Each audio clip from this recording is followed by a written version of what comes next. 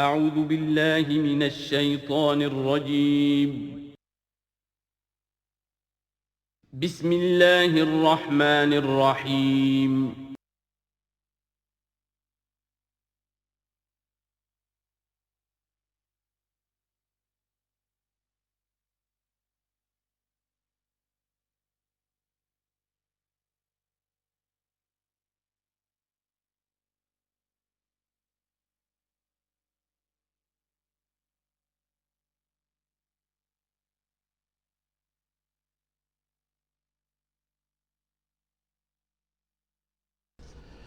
نحمده ونصلي على رسوله الكريم اما بعد فقد قال الله تبارك وتعالى كما ورد في سورة النجم اعوذ بالله من الشيطان الرجيم بسم الله الرحمن الرحيم وأن عليه النشأة الأخرى وأنه هو أغنى وأقنى وأنه هو رب الشعرى وَأَنَّهُ أَهْلَكَ عَادًا الْأُولَى وَثَمُودَ فَمَا أَبْقَى وَقَوْمَ نُوحٍ مِّن قَبْلُ إِنَّهُمْ كَانُوا هُمْ أَظْلَمَ وَأَطْغَىٰ وَالْمُؤْتَفِكَةَ أَهْوَىٰ فَغَشَّاهَا مَا غَشَّىٰ فَبِأَيِّ آلَاءِ رَبِّكَ تَتَمَارَىٰ صدق اللہ العظیم۔ اور یہ کہ اللہ ہی کے ذمے ہے دوبارہ اٹھا دینا، اور یہ کہ اسی نے دولت دی، اسی نے خزانہ دیا، لیکن اس کے ایک معنی یہ بھی ہے کہ اسی نے جس کو بھی فقر آتا ہے اسی کی طرف سے آتا ہے۔ اغنا اقنا، اقنا چونکہ یہ باب افعال ہے تو اس میں سلب ماخذ کا ایک مفہوم بھی ہوتا ہے۔ وَأَنَّهُ هُوَ رَبُّ الشِّعْرَىٰ، وہ ستارہ جس کی کہ عام طور پر پرستش کی جاتی تھی، یہ کہ اس کا رب بھی وہی ہے۔ وَأَنَّهُ أَهْلَكَ عَادًا الْأُولَىٰ، اور یہ کہ اسی نے ہلاک کیا تھا پہلے عاد کو۔ عاد وہ قوم تھی جو احقاف میں آباد تھی، جن کی طرف کہ حضرت ہود علیہ السلام مبعوث ہوئے تھے، لیکن اس کے بعد پھر جو قوم سمود وجود میں آئی، چونکہ اسی قوم عاد میں سے جو اہل ایمان تھے اور حضرت ہود علیہ السلام انہوں نے وہاں سے ہجرت کی، اور پھر ان کی نسل سے یہ دوسری قوم جو سمود وجود میں آئی، تو اسے عاد ثانیہ بھی کہا جاتا ہے کہ پہلے عاد وہ تھے، دوسرے یہ عاد ہیں۔ سمود کو بھی عاد ثانیہ کہا جاتا ہے چونکہ یہ انہی کی نسل تھی۔ تو انہو اہلک عاد الاولیٰ، اسی نے ہلاک کیا تھا پہلے عاد کو۔ وثمود فابقیٰ، اور عاد ثانیہ یعنی سمود کو بھی تو پھر کسی کو باقی نہ چھوڑا۔ وقوم نوح من قبل، اور ہلاک کیا تھا اس نے نوح کی قوم کو اس سے پہلے۔ انہم کانوا ہم اظلم واطغیٰ، یقیناً وہ تو ان سے بھی بڑھ کر ظالم اور ان سے بھی بڑھ کر سرکش تھے۔ والمؤتفکۃ اہویٰ، اور وہ بستی کہ جسے اس نے پلٹ دیا تھا، الٹی ہوئی بستی کو اس نے پٹخ دیا، اس سے مراد ہے سدوم اور عمورہ کی بستیاں۔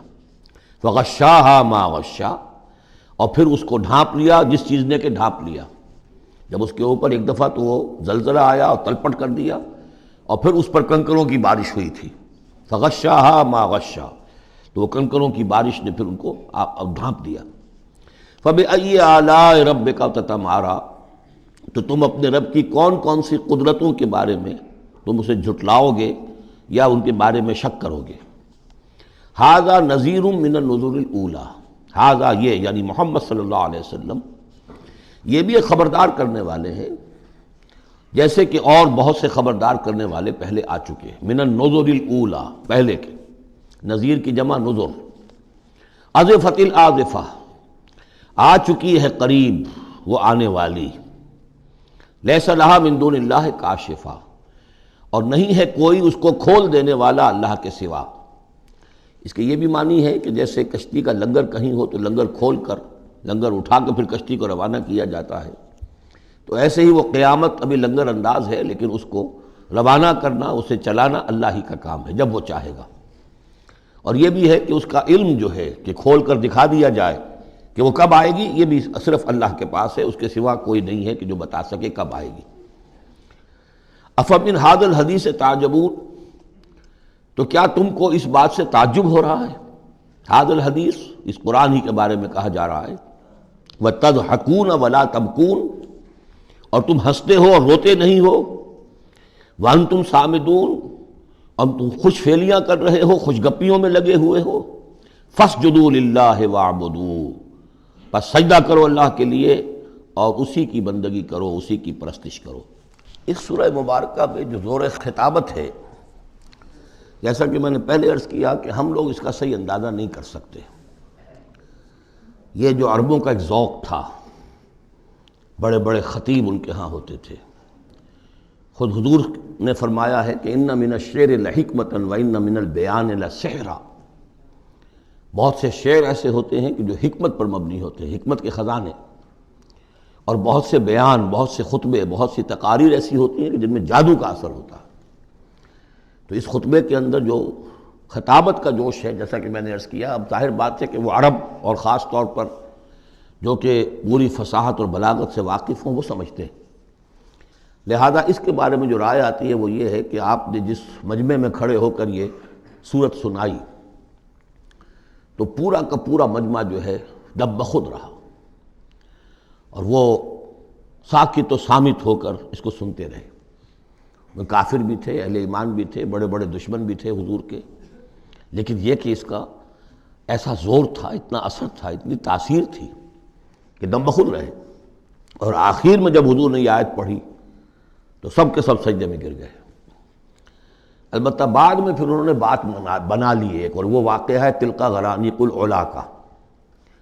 جب ان سے کہا گیا تم بھی سجدے میں گر پڑے محمد صلی اللہ علیہ وسلم کا یہ کلام سن کر یا قرآن ان کی زبان سے سن کر، تو انہوں نے کہا کہ ہم نے تو سنا تھا کہ اسی میں انہوں نے یہ بھی فرمایا تھا جہاں ذکر آیا ہے افرأیتم اللات والعزی ومناۃ الثالثۃ الاخری، تو وہاں محمد نے یہ بھی کہا تھا تلک الغرانیق العلا وان شفاعتہن لترتجی، یہ بڑی اونچی دیویاں ہیں، بڑی اونچے مقام والی دیویاں ہیں یہ لات اور منات اور عزیٰ، اور یہ کہ ان کی شفاعت کی توقع ہے، شفاعت کریں گی۔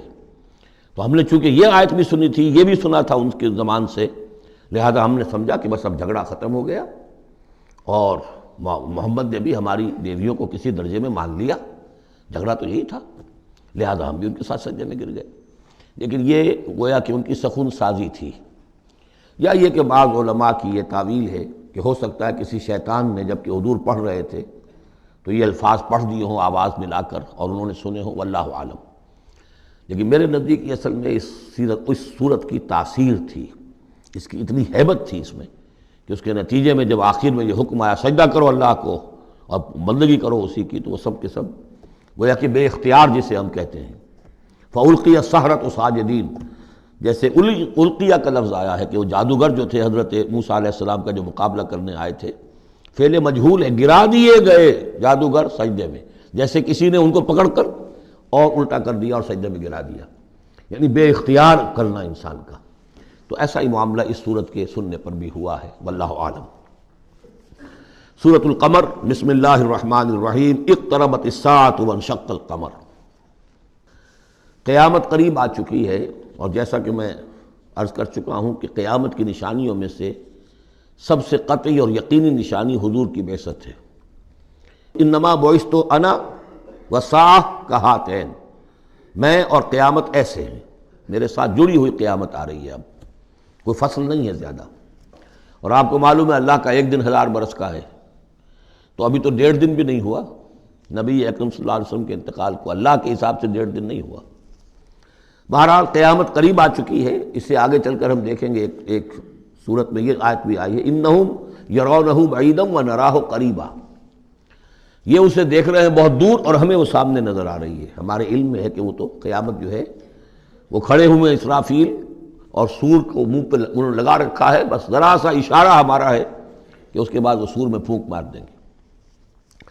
اقتربت الساعۃ وانشق القمر، اور ہو گیا، 2 ٹکڑوں میں منقسم ہو گیا۔ یہ ایک خرق عادت بات، میں اسے معجزہ نہیں کہہ رہا، اس لیے کہ میں نے معجزے کی جو بات ہے وہ پہلے بیان کی ہے۔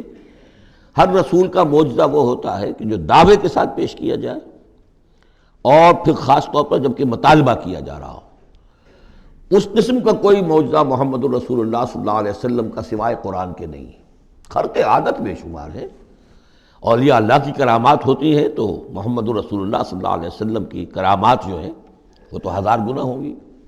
اسی قسم کا ایک واقعہ یہ ہے کہ آپ منی میں تشریف فرما تھے، اور بھی لوگ تھے، ان میں سے کسی نے کہا کہ کوئی نشانی ہو، آپ نے کہا آسمان کی طرف دیکھو، انگلی کی اور وہ چاند سب نے دیکھا کہ دو ٹکڑے ہو کر ذرا سا ہٹ کر ایک دوسرے سے دور ہو کر پھر آ کر جڑ گئے، وانشق القمر۔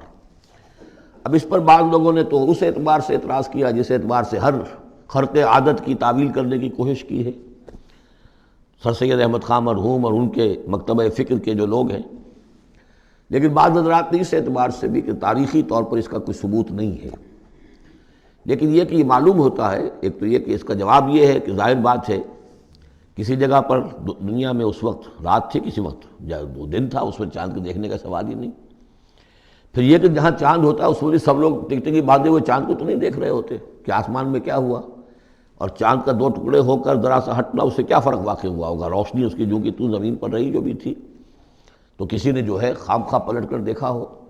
لیکن یہ کہ مالابار کے ساحل پر کوئی راجا تھا ہندو، اس نے یہ دیکھا تھا، اتفاق کی بات ہے کہ وہ اس وقت دیکھ رہا تھا آسمان کی طرف، اور وہ حیران ہوا، اس نے دیکھا کہ چاند پھٹا، دو ٹکڑے ہوئے اور وہ ذرا فاصلے پر گئے پھر جڑ گئے آ کر۔ بعد میں اسے جب اسلام کی یہ دعوت پہنچی اور یہ آیت بھی پہنچی تو اس نے اسی گواہی دی کہ میں اس کا چشمدید گواہ ہوں، پھر وہ اسلام لایا۔ واللہ اعلم۔ اقتربت الساعة وانشق القمر وإن يروا آية يعرضوا ويقولوا سحر مستمر، اور اگر وہ دیکھیں کوئی آیت، کوئی نشانی، تب بھی اعراض کریں گے اور کہیں گے کہ یہ تو جادو ہے جو چلا آ رہا ہے پہلے سے۔ وَكَذَّبُوا وَاتَّبَعُوا أَهْوَاءَهُمْ، اور انہوں نے تکذیب کی، جھٹلایا اور اپنی خواہشات کی پیروی کی۔ وَكُلُّ أَمْرٍ مُسْتَقِرٌ، اور ہر معاملہ جو ہے اللہ کا امر کا وہ ایک وقت معینہ کے لیے قرار پا چکا ہے۔ ہر کام کے لیے اللہ تعالیٰ کی اسکیم میں ایک وقت ہے، اس سے پہلے وہ کام نہیں ہوگا۔ لیکن یہ کہ انسان کا کام یہ کہ اپنا فرض ادا کرتا رہے، وہ کام کب ہونا یہ اللہ کا کام ہے، اللہ کے ذمہ ہے۔ ہمیں اقامت دین کی جد و جہد کرنی ہے، اس لیے کہ ہمارا وہ فرض عین ہے، ہمیں تو وہ جد و جہد کرنی ہے، ہماری نجات کا دار و مدار اس پر ہے۔ ہمارا کام یہ کہ سمجھیں اس جد و جہد کے لیے طریقہ کار کیا ہے، سیرت النبی سے اس کے لیے اخذ کریں، پھر یہ کہ اس کے کیا آداب ہیں، کیا شرائط ہیں، اور اس کے لیے جو ہے پوری طرح غور و فکر کریں، یہ بات دوسری ہے۔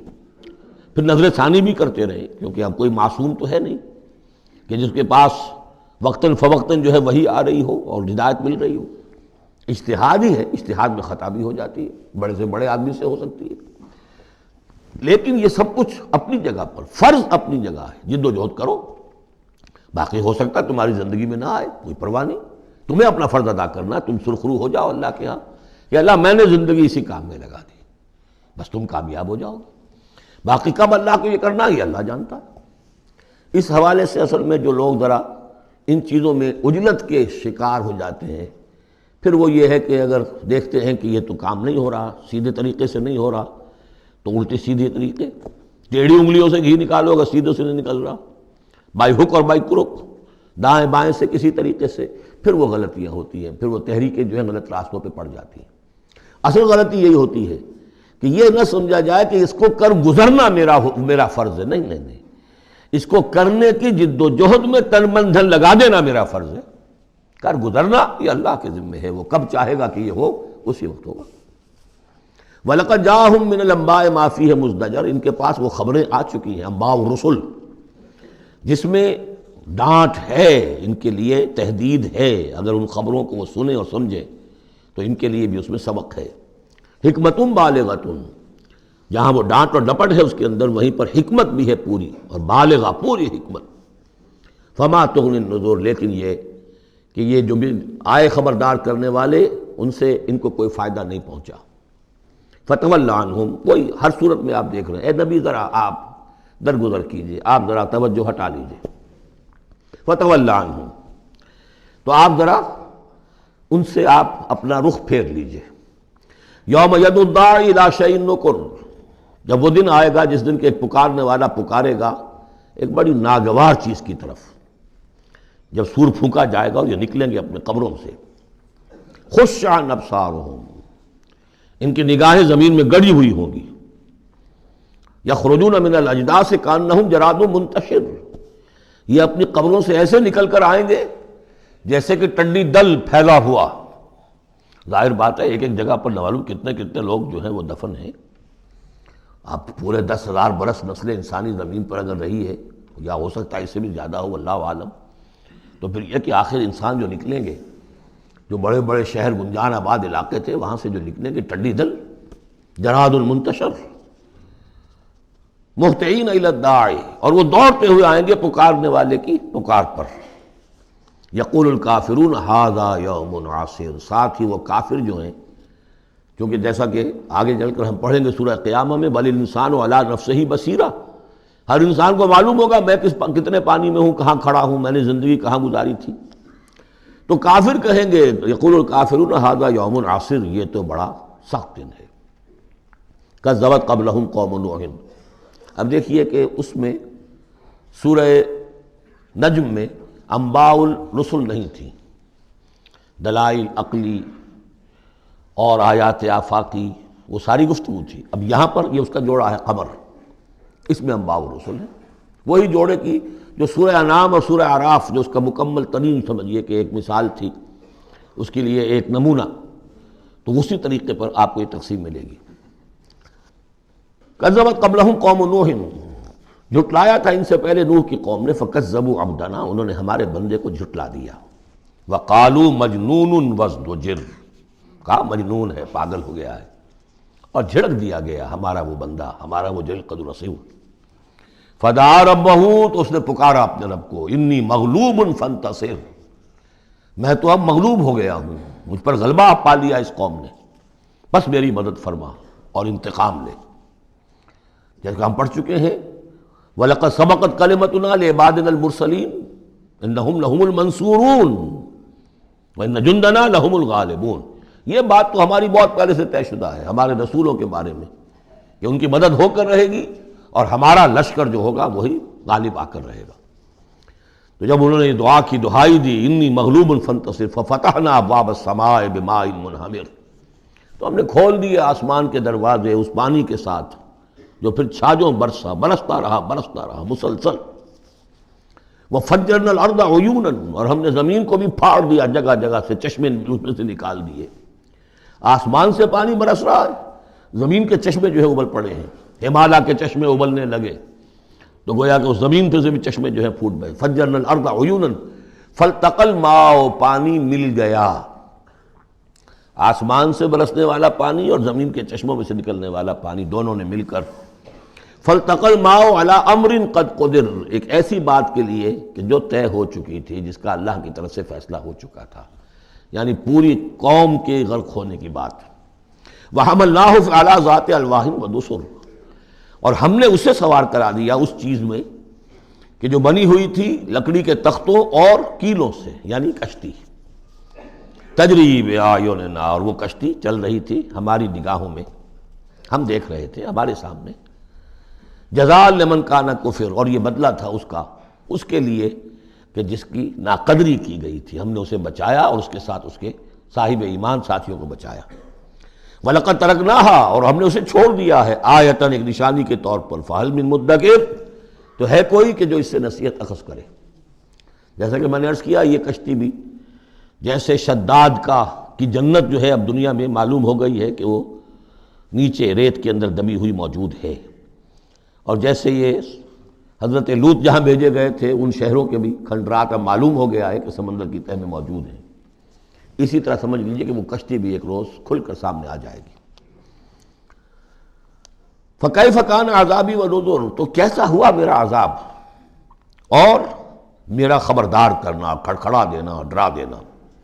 وَلَقَدْ يَسَّرْنَا الْقُرْآنَ لِلذِّكْرِ فَهَلْ مِن مُدَّكِرٍ، یہ ہے وہ چیلنجنگ انداز قرآن کا. ہم نے تو قرآن کو آسان کر دیا ہے نصیحت اخذ کرنے کے لیے، سبق حاصل کرنے کے لیے، رہنمائی حاصل کرنے کے لیے. تو فَهَلْ مِن مُدَّكِرٍ، تو ہے کوئی جو اس سے سبق حاصل کرے.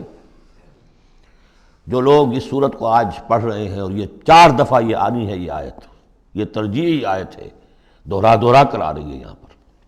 یہ آپ میں سے ہر ایک کے لیے اللہ تعالیٰ کی طرف سے ایک اتمام حجت ہے کہ آپ اگر اب بھی کمر نہیں کستے، عربی سیکھنے کے لیے وقت نہیں نکالتے، قرآن کو سمجھنے کا اگر عزم مصمم نہیں کرتے، تو گویا کہ اللہ تعالیٰ کی طرف سے جو جو پرسش ہے اور جو پوچھا جائے گا وہ اور سخت ہو جائے گی.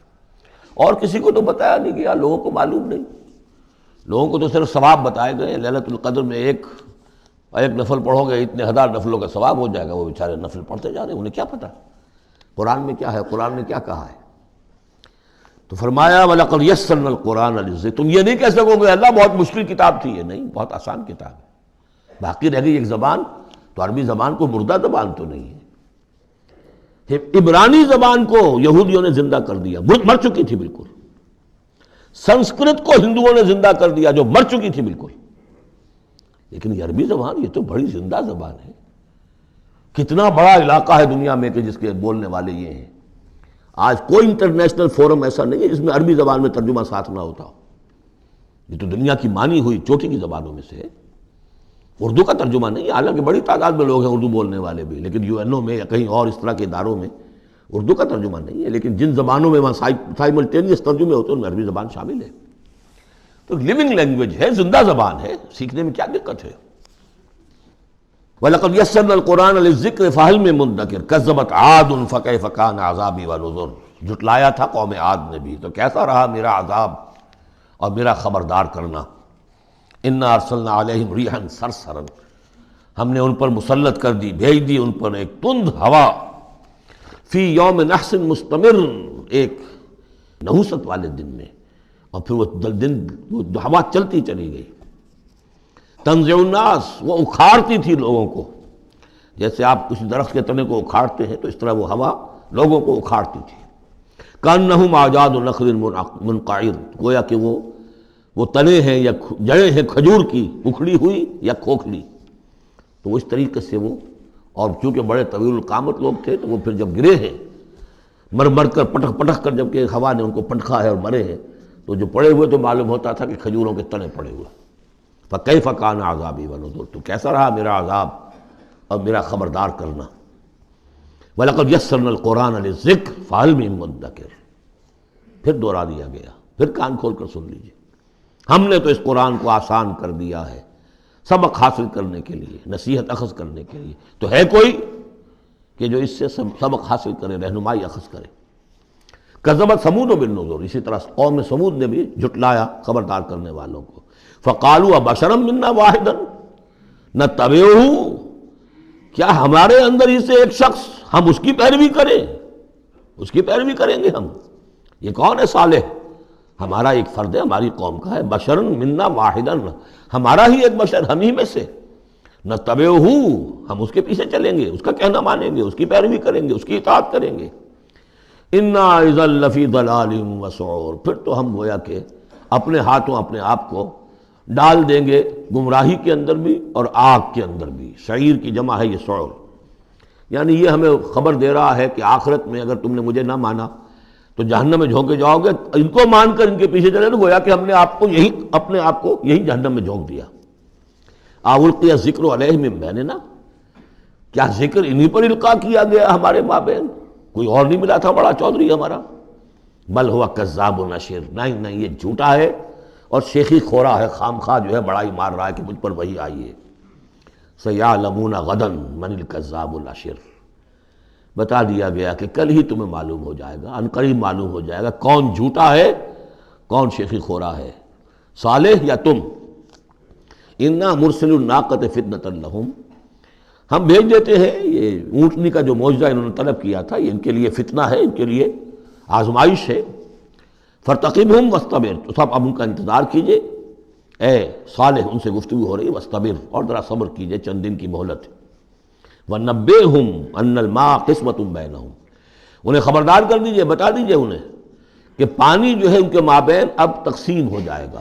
یعنی ایک دن وہ اللہ کی اونٹنی ناقۃ اللہ جو اللہ نے پیدا کی خاص طور پر معجزانہ طریقے پر، وہ پانی پیے گی، اور دوسرے دن ان کے تمام جو مال مویشی ہے وہ آ کر پانی پئیں گے. ہوتا یہ تھا کہ جب وہ آتی تھی تو اس کی ہیبت سے تمام جانور بھاگ جاتے تھے. تو پھر معاملہ ہوا کیا کیا جائے. تو طے کیا گیا کہ اب باری مقرر کر دی جائے، ایک دن وہ آئے گی اور سارے چشمے کا پانی پی جاتی تھی، اور دوسرے دن پھر یہ کہ وہ اپنے مویشی لاتے تھے اور پلاتے تھے. ان الماء قسمۃ بینہم کل شرب محتضر. ہر باری پر پہنچا جائے گا. فنادوا صاحبہم، تو انہوں نے پکارا اپنے ایک صاحب کو، اپنے ایک جو زیادہ ان میں سخت تھا، فتعاتا، اس کی دہائی دی کہ یہ کرو بھائی کوئی علاج اس کا، اس اونٹنی کا۔ فتعاتا، پھر اس نے ہاتھ چلایا، فعقر، اور اونٹنی کو قتل کر دیا، اس کے کونچے کاٹ دی۔ فکیف کان عذابی ونذر، پھر کیسا رہا ہمارا عذاب اور ہمارا کھڑکھڑانا اور خبردار کر دینا۔ انا ارسلنا علیہم صیحۃ واحدۃ، ہم نے ان پر بس ایک چنگھاڑ بھیجی، فکانوا کحشیم المحتضر، تو پھر وہ ایسے ہو گئے جیسے کہ باڑ لگانے والا جب کانٹوں سے باڑ لگا لیتا ہے اپنے کھیت کے گرد، اور اگر کوئی بڑا سا غلہ جو ہے وہ جانوروں کا اس کو رونتا ہوا چلا جاتا ہے تو وہ بالکل چورا چورا ہو کر پڑی ہوتی ہے، ایسے چورا ہو کر پڑے رہ گئے۔ وَلَقَدْ يَسَّرْنَا الْقُرْآنَ لِلذِّكْرِ فَهَلْ مِن مُدَّكِرٍ، پھر سوچو، پھر غور کرو۔ كَذَّبَتْ قوم لوط بالنذر، لوط کی قوم نے بھی خبردار کرنے والوں کو جھٹلایا۔ انا ارسلنا علیہم حاصبا الا آل لوط، ہم نے بھیج دیا ان پر ایک ایسی تیز دار آندھی جو پتھر لے کر آئی تھی، سوائے آل لوط کے، لوط کے گھر والوں کے۔ نجیناہم بسحر، ان کو ہم نے نجات دے دی صبح کے وقت، نعمت من عندنا، وہ نعمت تھی، انعام تھا ہمارے پاس سے۔ کذالک نجزی من شکر، اسی طرح ہم بدلہ دیتے ہیں اس کو کہ جو شکر کرتا ہے ہمارا۔ وَلَقَدْ أَنذَرَهُمْ بَطْشَتَنَا فَتَمَارَوْا بِالنُّذُرِ، اور اس نے یعنی حضرت لوط نے انہیں خبردار کر دیا تھا ہماری پکڑ سے کہ پکڑ آئے گی اگر باز نہیں آتے ہو، لیکن انہوں نے شک کیا ان تمام چیزوں کو کہ جن کے بارے میں انہیں خبردار کیا گیا تھا۔ وَلَقَدْ رَاوَدُوهُ عَنْ ضَيْفِهِ، اور وہ تو چاہتے تھے کسی طریقے سے حاصل کر لیں ان کے مہمان کو، یعنی وہ جو خوبصورت لڑکوں کی شکل میں فرشتے آئے تھے مہمان۔ فَطَمَسْنَا أَعْيُنَهُمْ، ہم نے ان کی آنکھوں کو مٹا دیا۔ بائبل میں یہ آتا ہے کہ ایک فرشتے نے ذرا اپنا ہاتھ اس طرح پھیلایا اور جتنے وہ لوگ تھے پورا کا پورا سب کی آنکھیں اندھی ہو گئی، نگاہیں ختم ہو گئی۔ اب دیکھیے قرآن نے بھی وہی بات کہی ہے، فَطَمَسْنَا أَعْيُنَهُمْ، ان کی آنکھوں کو ہم نے مٹا دیا۔ فَذُوقُوا عَذَابِي وَنُذُرِ، تو چکھو اب میرے عذاب کو اور میرے خبردار کرنے کے نتیجے کو۔ وَلَقَدْ صَبَّحَهُمْ بُكْرَةً عَذَابٌ مُسْتَقِرٌ، اور ان پر صبح ہی صبح آ کر چھاپا مارا اس عذاب نے، صبح صبح سویرے، یہ جو طے ہو چکا تھا۔ فَذُوقُوا عَذَابِي وَنُذُرِ، تو چکھو مزہ میرے عذاب کا اور میرے خبردار کرنے کا۔ وَلَقَدْ يَسَّرْنَا الْقُرْآنَ لِلذِّكْرِ فَهَلْ مِن مُدَّكِرٍ، چوتھی مرتبہ پھر۔ وَلَقَدْ جَاءَ آلَ فِرْعَوْنَ النُّذُرُ، اسی طریقے سے آل فرعون کے پاس، فرعون کی قوم کے پاس بھی آئے ڈرانے والے، خبردار کرنے والے۔ کذبوا بآیاتنا کلھا، انہوں نے ہماری ساری آیتوں کو جھٹلا دیا۔ 9 آیتیں، 9 آیات بینات، یہ سورہ بنی اسرائیل کے آخری رکوع میں آ چکا ہے۔ وَلَقَدْ آتَيْنَا مُوسَىٰ 9 آیات بینات، 2 آیتیں، 2 نشانیاں، 2 معجزے تو ابتداءً لے کر گئے، یعنی عصا کا سانپ بن جانا اور ہاتھ کا چمکدار ہونا سفید۔ اس کے بعد جو ہے مختلف قسم کے جو ان پر عذاب آئے ہیں وہ 7 اور نشانیاں ہیں جو اللہ نے دکھائیں۔ کذبوا بآیاتنا کلھا، انہوں نے ہماری ساری آیات کو جھٹلا دیا۔ فأخذناہم اخذ عزیز مقتدر، پھر ہم نے انہیں پکڑا، اور پکڑ بھی کیسی، ایک زبردست اور مقتدر پکڑنے والے کی پکڑ۔ وہ پکڑ جو ہے کوئی ایسی کمزور پکڑ نہیں تھی جس سے کوئی نکل بھاگے، جس سے کہیں بچنے کا کوئی امکان ہو۔ عزیز مقتدر، جیسے کوئی زبردست قدرت رکھنے والا جیسے پکڑتا ہے ایسے پکڑا۔ اب یہاں یہ ساری گفتگو کر کے اب روئے سخن ہے حضور صلی اللہ علیہ وسلم اور جو کفار مکہ ہیں۔ اکفارکم خیر من اولئکم، بھلا اے قریش تم سوچو کیا تمہارے کفار جو ہیں، جو تم میں سے جو لوگ جو کفر کر رہے ہیں، وہ بہتر ہیں ان کافروں سے؟ اگر ان پر اللہ کا عذاب آیا تھا تو تم پر کیوں نہیں آ جائے گا؟ اکفارکم خیر من اولئکم ام لکم براۃ فی الزبر، یا تمہارے لیے اللہ تعالیٰ کی طرف سے کوئی فارغ خطی ہے، کوئی ایشورنس ہے کسی سابقہ کتابوں میں کہ تم پر عذاب نہیں آئے گا؟ اگر ان پر عذاب آیا، ان کو اللہ نے ہلاک کر دیا، ان کو برباد کر دیا، تو کون سی رکاوٹ ہے؟ کیوں نہیں تم پر آئے گا؟ ام یقولون نحن جمیع منتصر، کیا ان کا خیال ہے کہ ہماری بڑی جمعیت ہے، ہم طاقتور ہیں اور ہم بدلہ لینے پر قادر ہیں؟ سیہزم الجمع ویولون الدبر، ان قریب ان کی جمعیت شکست کھا جائے گی۔ آخر غزوہ بدر میں کیا ہوا؟ وَيُوَلُّونَ الدُّبُرَ، اور وہ پیٹھ دکھائیں گے اور بھاگیں گے۔ تو روایت سیرت میں جو آتا ہے واقعہ کہ حضور نے جو طویل دعا کی اور طویل سجدہ کیا بدر سے ایک شب پہلے، طویل ترین دعا آپ نے کی، طویل ترین سجدہ کیا، اس میں جو دعا کی اس میں یہاں تک الفاظ آئے کہ اللہ اگر یہ سب ہلاک ہو گئے جو میری 15 برس کی کمائی ہے جو میں نے لا کے میدان میں ڈال دی ہے، پھر قیامت تک تیری بندگی کرنے والا کوئی نہیں ہوگا۔ کیوں؟ کہ میں تیرا آخری رسول ہوں، میرے بعد کوئی نبی نہیں، کوئی رسول نہیں، میری 15 برس کی کمائی یہ ہے جو میں نے لا کے یہاں ڈال دی۔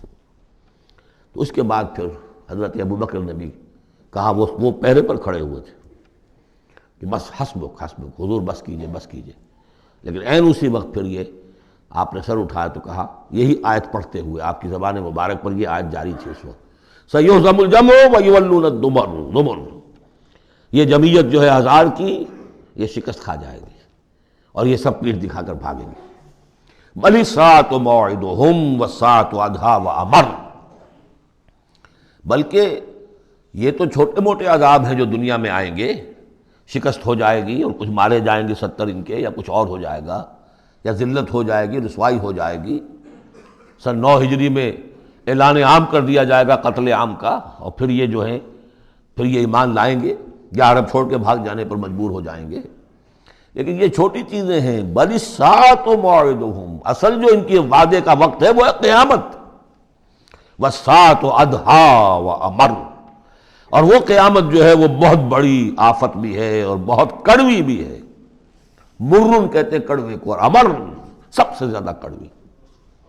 ان المجرمین فی ضلال وسعور، یقیناً یہ مجرم جو ہے یہ بھٹکے ہوئے بھی ہیں اور یہ آگ کے مختلف طبقات کے اندر ہوں گے۔ یوم یسحبون فی النار علی وجوہہم، جس دن کہ یہ گھسیٹے جائیں گے آگ میں ان کے چہروں کے بل، ذوقوا مس سقر، کہا جائے گا ذرا اس آگ کے مس ہونے کا مزہ چکھو۔ انا کل شیء خلقناہ بقدر، یقیناً تمام چیزیں جو ہم نے پیدا کی ہیں ایک اندازے کے مطابق پیدا کی ہیں۔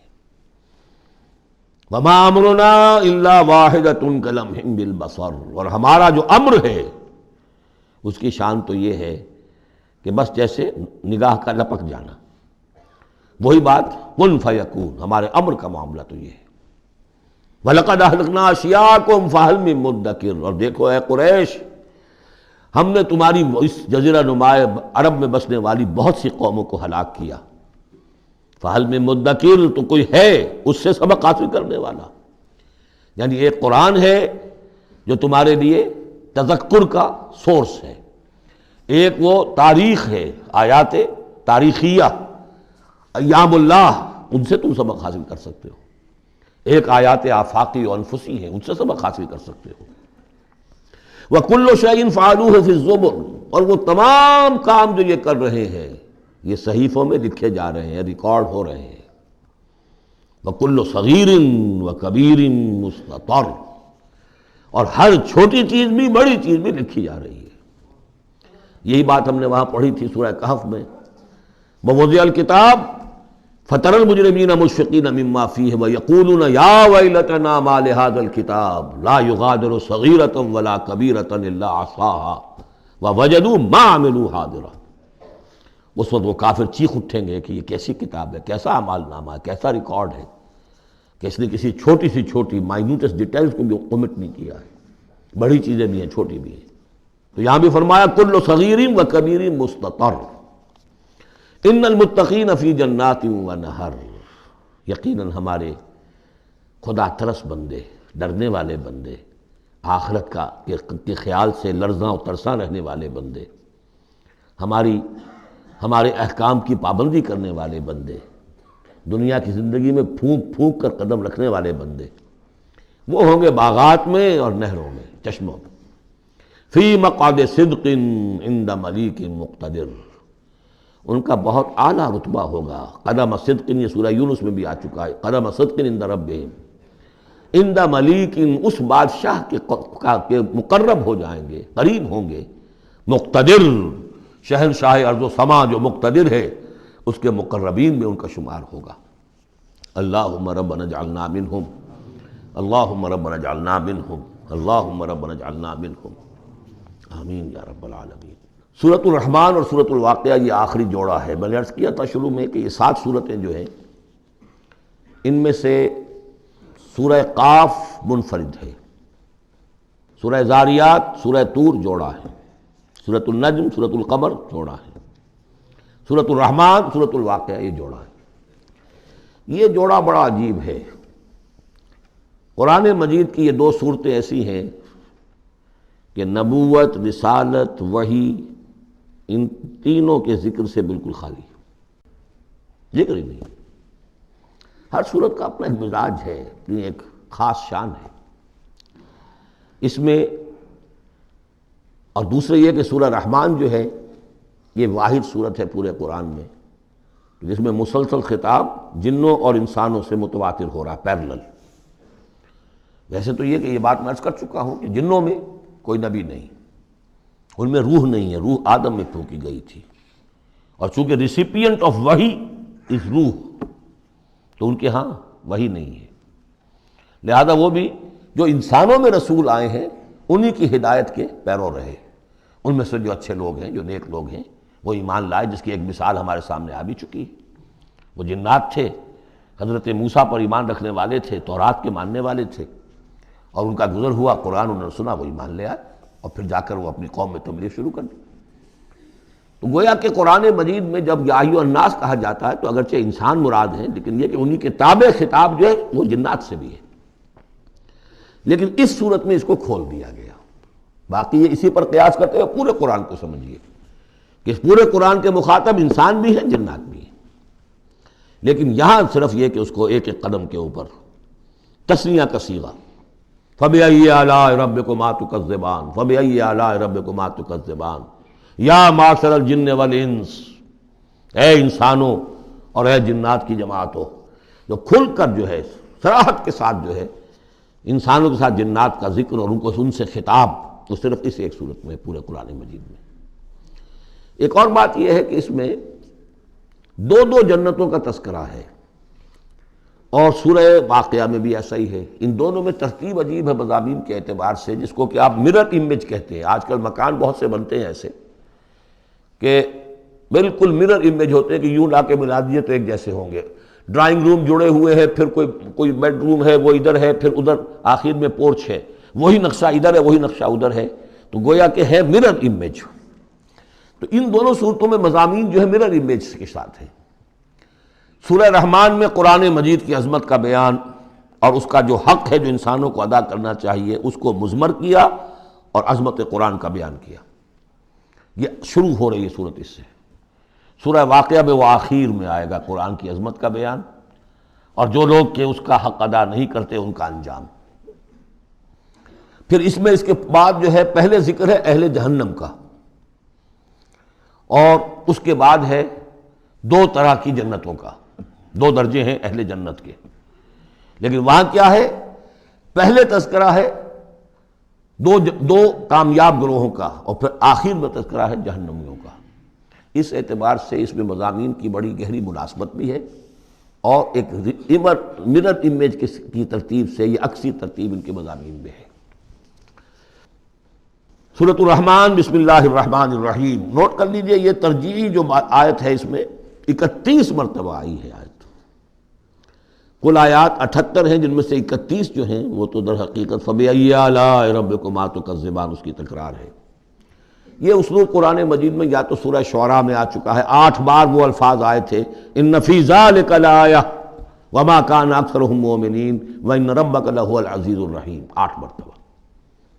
یا یہ القمر میں ہم 4 دفعہ پڑھ چکے ہیں، فَكَيْفَ كَانَ عَذَابِي وَنُذُرِ وَلَقَدْ يَسَّرْنَا الْقُرْآنَ لِلذِّكْرِ فَهَلْ مِن مُدَّكِرٍ۔ اور یہاں سورۃ الرحمن میں 31 بار آئے گا فَبِأَيِّ آلَاءِ رَبِّكُمَا تُكَذِّبَانِ۔ بسم اللہ الرحمن الرحیم۔ الرحمن علم القرآن خلق الانسان علمہ البیان۔ رحمان، اور یہ اللہ کا وہ نام ہے جو رحمت کے مادے سے، لیکن خاص شان اس کی یہ ہے کہ جس میں ایک طوفانی کیفیت ہے اللہ کی رحمت، ٹھاٹھے مارتے ہوئے سمندر کی طرح۔ غضبان ہم پڑھ چکے ہیں 2 دفعہ، نہایت غضبناک حضرت موسیٰ کے لیے لفظ آیا غضبان آصفہ. تو عرب کہے گا اگر بھوک سے مر رہا ہے انا جوعان، پیاس سے مر رہا ہے انا عطشان، تو رحمان کے وزن پر بہت مبالغہ ہوتا ہے، اور اس میں ایک شان ہوتی ہے جیسے کہ طوفانی شان، طوفان وہ بھی اسی میں ہے. الرحمن وہ ہستی کہ جس کی رحمت ٹھاٹھے مارتے سمندر کے مانند ہے. علم القرآن، اس نے قرآن سکھایا ہے. یعنی یہ کہ قرآن مجید کی عظمت کا تصور کرو، یہ اللہ کی رحمانیت کا مظہر عتم ہے، اس کی رحمت کی سب سے بڑی شان، اس کا مظہر عتم جو ہے وہ قرآن ہے. دوسری بات یہ، اللہ کے ناموں میں چوٹی کا نام رحمان ہے، بہت پسندیدہ. رحمت کی تو ضرورت ہر شخص کو ہے. حضور نے فرمایا میں بھی مستغنی نہیں. آپ نے ایک موقع پہ فرمایا کہ کوشش جنت میں صرف اپنے اعمال کی بنیاد پر نہیں جائے گا جب تک کہ رحمت خداوندی دستگیری نہ کرے. اور حضرت عائشہ سے ہے یہ روایت. حضرت عائشہ نے پوچھ لیا، ظاہر بات ہے میاں بیوی کے درمیان ایک بے تکلفی بھی ہوتی ہے کہ کیا حضور آپ بھی؟ آپ نے فرمایا ہاں میں بھی. الا ان یتغمدنی ربی برحمتہ، میں بھی جنت میں نہیں جا سکوں گا مگر اس صورت میں کہ میرا رب مجھے اپنی رحمت سے ڈھانپ لے. تو رحمان چوٹی کا نام ہے اللہ کے ناموں میں سے. اور جو علم اللہ نے دیا ہے انسان کو، اس میں چوٹی کا علم قرآن ہے. ایک علم وہ ہے ریویلڈ نالج جس کی چوٹی یہ ہے، ایک علم ہے ایکوائرڈ نالج، رفتہ رفتہ انسان جا رہا ہے. لیکن سب سے اونچا علم، سب سے بڑا علم خلق الانسان، اسی نے انسان کو بنایا، اور اس کی کریشن کا کلائمیکس انسان ہے. تخلیق کی معراج انسان ہے. خلقتہ بیدی، اپنے دونوں ہاتھوں سے بنایا ہے، جس میں عالم امر اور عالم خلق جمع ہو گئے. اس سے آگے علمہ البیان، جو صلاحیتیں انسان کو دی ہیں ان میں چوٹی کی صلاحیت جو ہے بیان ہے. انسان کو کہا گیا حیوان ناطق، نطق، قوت بیان. اور یہ بات ہمیں معلوم ہے کہ یہ جو انسان کا جو برین ہے، ظاہر بات ہے گوریلاز میں بھی ہے، چمپینزیز میں بھی ہے، اور بھی حیوانات کے اندر بھی ہے، گھوڑے کا بھی برین ہے. لیکن یہ برین جیسے جیسے رفتہ رفتہ لوئر اینیمل سے اوپر آپ آ کر دیکھتے ہیں، ہائیسٹ انسان کے اندر آ کر اس کا جو گرے میٹر ہے، وہ جو ہائیسٹ ایوالوڈ فارم ہے، اس میں مختلف ایریاز ہیں. یہ ویژن کا ایریا ہے، آنکھ سے جو انفارمیشن جا رہی ہے وہ پھر ڈسائفر ہوتی ہے گرے میٹر کے اس پچھلے حصے کے اندر. ہیئرنگ ایریا ہے. لیکن سب سے بڑا رقبہ جو ہے وہ ہے سپیچ سینٹر، اور اس کے 2 حصے ہیں، دوسرے کی بات سننا اور سمجھنا، پھر اپنی بات کہنا. یہ 2 ایسپیکٹس ہیں اس کے. تو سپیچ سینٹر، اس میں دونوں چیزیں آ جائیں گی، کلام کا فہم اور پھر کلام کو دوسروں تک پہنچانا. تو علمہ البیان، اللہ نے صلاحیتیں تو اور بھی دی انسانوں کو بہت سی، آنکھ بھی دی، کان بھی دیا. لیکن یہ آنکھ اور کان تو حیوانات میں بھی ہے، بلکہ بعض حیوانات کی بصارت ہم سے کہیں زیادہ آگے ہے. بعض حیوانات وہ ہیں کہ جنہیں روشنی کی بھی ضرورت نہیں دیکھنے کے لیے، بغیر اندھیرے میں بھی دیکھتے، ہم تو اندھیرے میں نہیں دیکھ سکتے. اس طرح کان، گھوڑے کا کان جو ہے اس کے کان کھڑے ہو جاتے ہیں اینٹنا کی طرح سے. اگر کہیں سے آہٹ ہو، جب یہ اب تک گھوڑ سوار نے کچھ نہیں دیکھا، کھلا سنا ہے، جب ذرا سی آہٹ کہیں کی گھوڑے نے سن لی. اس حوالے سے باقی چیزیں جو ہیں ان میں تو یہ کہ علیحدہ علیحدہ گنا جائے گا تو صلاحیتیں باقی شاید انسان سے بہتر بھی دوسرے حیوانات میں ہیں. سونگھنے کی صلاحیت کتے میں جتنی ہے ہمارے پاس تو 1/100 بھی نہیں ہے. حیوانات میں سونگھنے کا ایریا جو ہے وہ بہت بڑا ہوتا ہے برین کے اندر، وہ سونگ کر چیزوں کو اندازہ کرتے ہیں کھانے کی ہے کہ نہیں ہے. لیکن انسان کے ہاں آ کر ہائیسٹ لیول آف برین میں یہ اسپیچ سینٹر ہے. اب یہ جو 4 آیتوں سے 3 جملے بنے، الرحمن آیت 1 ہو گئی لیکن جملہ تو نہیں بنا. الرحمن مبتدا ہے، علم القرآن خبر ہے، جملہ اب بنا. تو جملے 3 ہوئے، الرحمن علم القرآن خلق الانسان علمہ البیان. اس کو جو ریشو پروپورشن کا قاعدہ ہوتا تھا نسبت و تناسب کا حساب میں، ارتھمیٹک میں 3 ویلیوز دی گئی ہیں، چوتھی تلاش کرو. چوتھی ویلیو اس میں کیا ہے جو مضمر ہے، چھپی ہوئی ہے. انسان کو جو بہترین صلاحیت اللہ نے دی ہے قوت بیان، اس کا مصرف بھی ہونا چاہیے بہترین. اس کا بہترین مصرف یہ ہے کہ قرآن سمجھو اور سمجھاؤ. قرآن پڑھو اور پڑھاؤ۔ جیسے کہاوت ہے کہ توپ اس لیے نہیں بنتی کہ اس سے مکھیاں ماری جائیں، اسی طرح اتنی بڑی صلاحیت جو تمہیں اللہ نے دی ہے، اسی صلاحیت کو وکلاء استعمال کرتے ہیں، جو اچھا آرگو کر سکے اس کی فیس بڑھتی چلی جاتی۔ ڈیماگوگ کوئی لیڈر ہے، بڑی اچھی تقریر کر سکتا ہے، وہ مرنے مارنے پر جو ہے مجمع کو آمادہ کر دے گا، لوگوں کو آمادہ کر دے گا، وہ اپنی گردنیں کٹوا دیں گے، لیڈر بن جائے گا۔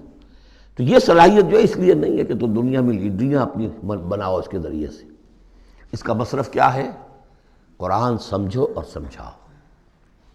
یہ ہے بیان، اللہ کا بیان۔ اس بیان کو سمجھنا، پہلے تو اسپیچ سینٹر کا وہ حصہ جو ہے اس کو سمجھے، اور پھر اسپیچ سینٹر کا جو دوسرا جو حصہ ہے وہ اس کو بیان کرے۔ چنانچہ اس کو کھول کر بیان کر دیا محمد رسول اللہ صلی اللہ علیہ وسلم نے۔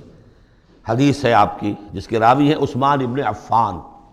دیکھیے نام کے اندر بھی وہ قافیہ مل رہا ہے، الرحمن علم القرآن خلق الانسان علمہ البیان عن عثمان ابن عفان۔ اب عفان کے بیٹے عثمان نے روایت کیا، حضور نے فرمایا خیرکم من تعلم القرآن وعلمہ، اور خیر یہاں پر سپرلیٹو کے سنس میں آ رہا ہے، تم میں بہترین لوگ وہ ہیں جو قرآن سیکھیں اور سکھائیں۔ اب سورہ قمر کے فوراً بعد یہ وَلَقَدْ يَسَّرْنَا الْقُرْآنَ لِلذِّكْرِ فَهَلْ مِن مُدَّكِرٍ الرحمن علم القرآن خلق الانسان علمہ البیان الشمس والقمر بحسبان۔ یہ سورج اور چاند سب ایک حساب کے ساتھ ہیں، ان کی گردش حساب کے ساتھ ہے، اسی حساب سے دن بن رہے ہیں، راتیں بن رہی ہیں، ہفتے اور سال اور مہینے بن رہے ہیں۔ والنجم والشجر یسجدان، نجم جو ہے ایک تو ستارے، سورج اور چاند کے مناسبت سے تو اس کے لیے ستارے کی مفہوم ہے، لیکن نجم جو عربی زبان میں جھاڑیوں کو بھی کہتے ہیں جو زمین میں ہوتی ہیں، کیونکہ یہ ستارے بھی زمین میں اتنے نظر آتے ہیں جیسے کہ جھاڑیاں ہوں۔ والنجم والشجر یسجدان، شجر کے حوالے سے اگر ترجمہ کرتے ہیں تو وہ جھاڑیاں، یہ بھی سجدہ کرتے ہیں، اللہ کے سامنے سربسجود ہوتے ہیں، ان کے سائے، جیسا کہ کئی دفعہ آ چکا ہے۔ والسماء رفعها ووضع الميزان، اور آسمان کو اس نے بلند کیا اور اس میں رکھے ترازو۔ یہاں اس سے مراد وہ ترازو نہیں ہے جو کہ تولتی ہے دنیا کے اندر، اس میں بیلنس ہے، کاسمک بیلنس۔ آسمان اور زمین کے اندر، آسمان میں جتنے اجرام سماویہ ہیں، ان کو جو چیز تھامے ہوئے ہے، قائم رکھے ہوئے ہے، وہ ایک بیلنس ہے۔ جو کشش ثقل ہے، ان کی مختلف، یہ سب ایک دوسرے کو کھینچ رہے ہیں، اور ادھر ادھر سے دونوں طرف سے جو کھینچ ہے وہ ہر کرے کو اپنی جگہ پر رکھے ہوئے ہیں۔ یہ بیلنس جب ذرا سا گڑبڑ ہوگا اور یہ کرے آپس میں ٹکرا جائیں گے، فاصلے ہی کہیں تو ہوتا ہے conversely proportional to the distance, لہذا وہ جو گریویٹیشنل فورس ہے، اگر ایک طرف سے ذرا فاصلہ کم ہو گیا اس کا مطلب دوسری طرف بڑھ گیا، تلپٹ ہو جائے گا۔ تو یہ کاسمک بیلنس ہے۔ وَالسَّمَاءَ رَفَعَهَا وَوَضَعَ الْمِيزَانَ أَلَّا تَطْغَوْا فِي الْمِيزَانِ، دیکھو اس میزان میں، اس توازن میں، یہ جو بیلنس ہے یہاں کا، اس میں کوئی کمی بیشی نہ کرو، بد زیادتی کرو۔ وَأَقِيمُوا الْوَزْنَ بِالْقِسْطِ وَلَا تُخْسِرُوا الْمِيزَانَ، اور قائم رکھو وزن کو قسط کے ساتھ، عدل کے ساتھ، اور اس کے اندر کہیں کوئی کمی نہ کرو، نہ تطغوا نہ تخسروا، نہ کمی نہ زیادتی۔ کہیں فاصلہ بڑھ جائے گا تب بھی خرابی، کہیں فاصلہ کم ہو جائے گا تب بھی خرابی۔ وَالْأَرْضَ وَضَعَهَا لِلْأَنَامِ، الفاظ کی مناسبت سے بعض لوگوں نے سمجھا کہ ترازو ہی مراد ہے، تو ٹھیک ہے، اس میں کوئی حرج نہیں ہے اگر مراد لی جائے، لیکن ترتیب دیکھیے جس طرح یہ آ رہا ہے الشمس والقمر بحسبان۔ اب اس کے حوالے سے یہ گویا کہ کاسموس کی بات ہو رہی ہے، اس کاسموس کی بات کے بعد نیچے اتر کے وَالْأَرْضَ وَضَعَهَا لِلْأَنَامِ، تدریجاً نیچے آ رہے ہیں، اور زمین کو ہم نے بنا دیا، رکھ دیا لوگوں کے لیے، پست کر دیا، ان کے قدموں میں بچھا دیا اپنی مخلوقات کے لیے، اور مخلوقات میں انسان بھی ہیں، جنات بھی ہیں۔ فیہا فاکہۃ، اس میں میوے ہیں، والنخل، اور کھجوریں ہیں، ذات الاکمام، جن پر کے غلاف چڑھے ہوتے ہیں، والحب ذو العصف، اور اناج ہے جس کے ساتھ بس بھی ہوتا ہے، والریحان، اس کے دو ترجمے ہیں، ایک تو یہ کہ اور خوشبودار پھول بھی ہیں، یا یہ کہ اور دوسری غذائیں بھی ہیں۔ فَبِأَيِّ آلَاءِ رَبِّكُمَا تُكَذِّبَانِ، عام طور پر جو ترجمہ ہے اس میں اعلیٰ کا ترجمہ کیا گیا ہے نعمتیں، لیکن اصل میں یہاں نعمت قدرت ان دونوں کو جمع کیجیے. کہیں وہ نعمت کا تذکرہ ہے، کہیں اللہ کی قدرت کا ذکر ہے، اس کی قدرت کی نشانیاں ہیں. فَبِأَيِّ آلَاءِ رَبِّكُمَا تُكَذِّبَانِ، تو تم اپنے رب کی کون کون سی نعمتوں اور قدرتوں کا انکار کرو گے. تکذبان صیغہ ہے تثنیہ کا، دونوں سے خطاب ہو رہا ہے، انسانوں سے اور جنوں سے، اور یہ بات آگے چل کر واضح ہو جائے گی.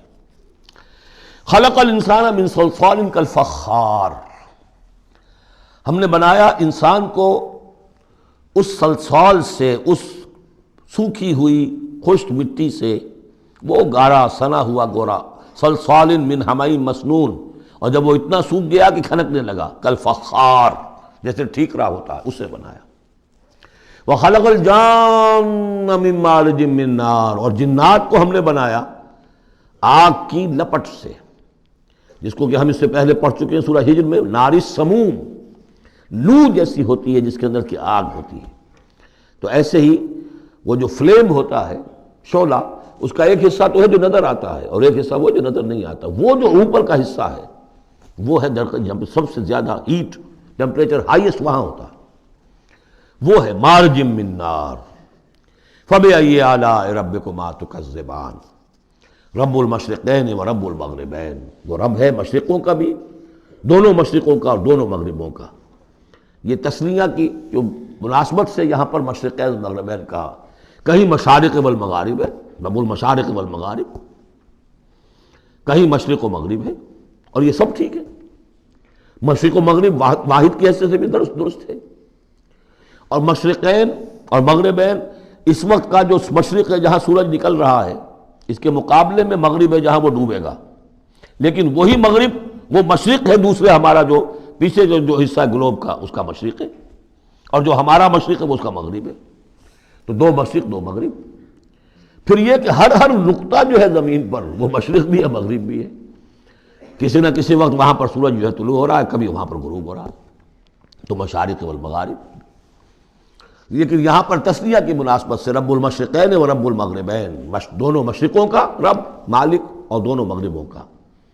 فَبِأَيِّ آلَاءِ رَبِّكُمَا تُكَذِّبَانِ مَرَجَ الْبَحْرَيْنِ يَلْتَقِيَانِ، اس نے چلا دیے دو دریا جو آپس میں ملے ہوئے بھی ہیں، بَيْنَهُمَا بَرْزَخٌ لَا يَبْغِيَانِ، لیکن ان کے مابین ایک ایسا پردہ حائل ہے کہ وہ ایک دوسرے میں گھستے نہیں ہیں، داخل نہیں ہوتے، اپنی حد کے اندر رہتے ہیں.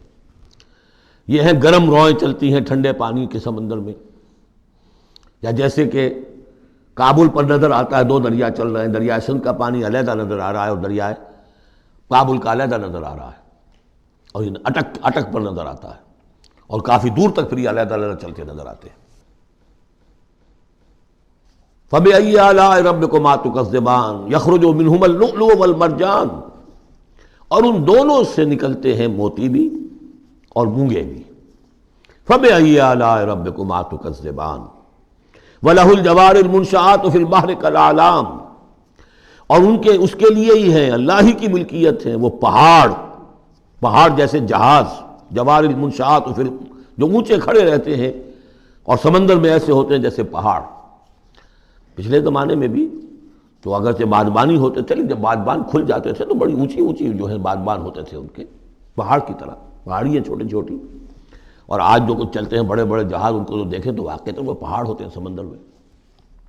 فَبِأَيِّ آلَاءِ رَبِّكُمَا تُكَذِّبَانِ كُلُّ مَنْ عَلَيْهَا فَانٍ. اب یہ جو یہاں آئی ہیں اب تک آیات، اللہ کی صنائی، اللہ کی قدرت نوٹ کریں گے جب ہم سورہ واقعہ پڑھیں گے. پہلے آیا ذکر قرآن، اس کی عظمت، اور اس کا جو ایک مضمر ہے چیز کہ انسان کو اس قرآن کی عظمت اور فضیلت کو سمجھ کر، اگر اللہ نے وہ جو شعر علامہ اقبال کا، اگر یک قطرہ خون داری اگر مشتے پرے داری، بیا با من تو آ موزم طریق شاہ بازی را، اگر تمہارے جسم میں کوئی قطرہ خون ہے اور کوئی مٹھی بھر پر بھی تمہیں دے رکھے ہیں، اے چڑیا اے بیا، آؤ کہ میں تمہیں شاہ بازی کے طریقے سکھاؤں. اسی طریقے سے اگر تمہیں بولنے کی صلاحیت دی ہے اللہ نے، تو اس کا مصرف کیا ہے؟ خیرکم من تعلم القرآن وعلمہ. سمجھنے کی صلاحیت دی ہے، قرآن سمجھو. بیان کرنے کی صلاحیت دی ہے، بیان کرو قرآن کو. پھر یہ کہ اللہ تعالیٰ کی تخلیقی قوت اس کا تذکرہ ہوا.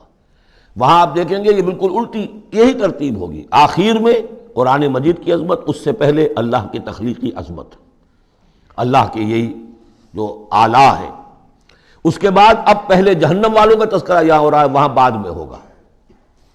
فرمایا کل من علیہا فان، جو بھی ہے اس زمین پر جو بھی مخلوقات ہیں سب فنا ہونے والی ہے. وَيَبْقَى وَجْهُ رَبِّكَ ذُو الْجَلَالِ وَالْإِكْرَامِ، باقی تو رہے گا صرف تیرے رب کا منہ، تیرے رب کا چہرہ جو بہت بزرگی والا ہے اور بہت عظمت والا ہے. اب یہ کہ اللہ کا چہرہ ہم کیا اس کو نہیں سمجھ سکتے، آیات متشابہات میں سے ہوگا. جو اس کا مفہوم سمجھیں گے وہ یہ ہے اللہ کی ذات باقی، باقی سب چیز اللہ تعالیٰ کے سوا سب فانی، پوٹینشلی سب فانی ہے. اپنے طور پر سب کسی کا وجود جو ہے اپنے بل پر قائم نہیں ہے. اللہ جب تک قائم رکھے تو در حقیقت وہ خود اپنے بل پر قائم نہیں ہے، وہ تو اللہ تعالیٰ نے ان کو قائم رکھا ہوا ہے. کل من علیہا فان، اللہ باقی من کل فان، اللہ ہی باقی ہے، باقی تمام فانی ہے. وَيَبْقَى وَجْهُ رَبِّكَ ذُو الْجَلَالِ وَالْإِكْرَامِ فَبِأَيِّ آلَاءِ رَبِّكُمَا تُكَذِّبَانِ يَسْأَلُهُ مَنْ فِي السَّمَاوَاتِ وَالْأَرْضِ، جو بھی ہے آسمان اور زمین میں وہ سب اس کے در کے سوالی ہیں، اسی سے مانگ رہے ہیں. وجود بھی ملا ہے اسی سے، حیات کسی کے پاس ہے دی ہوئی ہے اسی کی، کوئی صلاحیت ہے تو دی ہوئی ہے اسی کی، کوئی ذہانت ہے تو دی ہوئی ہے اسی کی، روز کا رزق جو آ رہا ہے اسی کا عطا کرنا. ہر ایک سائل ہے. جو سورہ محمد میں ہم نے پڑھا کہ تم سب فقراء ہو واللہ هو الغنی وانتم الفقراء، تم سب کے سب محتاج ہو، تمہارا وجود مستعار، تمہاری حیات مستعار، تمہیں علم جو دیا اس نے دیا جتنا دیا. فلا یحیطون بشیء من علمہ الا بما شاء، تو تمہاری کیفیت یہ ہے. یسألہ من فی السماوات والارض، اسی سے مانگتا ہے جو بھی ہے آسمانوں میں اور زمین میں. کل یوم ہوا فی شان، وہ ہر دن ایک شغل میں ہے، اس کی ایک مصروفیت ہے. یا میرے نزدیک اشارہ ہے اسی بات کی طرف، یدبر الامر من السماء الى الارض ثم یعرج الیہ فی یوم کان مقدارہ الف سنۃ مما تعدون. تدبیر امر ہے، ایک دن کی تدبیر وہ کرتا ہے، کیا کچھ اگرچہ وہ ایک دن اس کا 1000 سال کا ہے، اس میں کیا کیا ہونا ہے، کس طرح سے ہونا ہے. پھر وہ احکام کی تنفیذ ہوتی ہے، پھر اس کی رپورٹ ہے، اس کو واپس جاتی ہے. تو کل یوم ہوا فی شان، وہ کوئی ایک یوں سمجھیے کہ کوئی اسٹیٹک کوئی حقیقت نہیں ہے، خود اس کی مصروفیات. کل یوم ہوا فی شان، نئی شان کے ساتھ اس کا ظہور ہوتا ہے. کل یوم ہوا فی شان فبأی آلاء ربکما تکذبان سنفرغ لکم ایھا الثقلان. اب یہاں پر کھل کر بات کی کہ یہ تکذبان کیوں کہا جا رہا ہے. ہم جلد ہی فارغ ہو جائیں گے تمہارے لیے، اے دو بھاری قافلوں، اے انسانوں کا قافلہ اور اے جنات کے قافلے. ابھی جو ہے اس کائنات کو ہم نے چلایا ہوا ہے، ابھی مہلتیں ہم نے دے رکھی ہیں، وقت مقرر کیا ہوا ہے، اجل مسمى ہے اس کائنات کی بھی اور ہر قوم کی بھی. لکل امت اجل، ہر امت کے لیے بھی ایک اجل ہے، ہر ایک فرد کی اجل ہے، وہ سب ہے. لیکن عنقریب ہم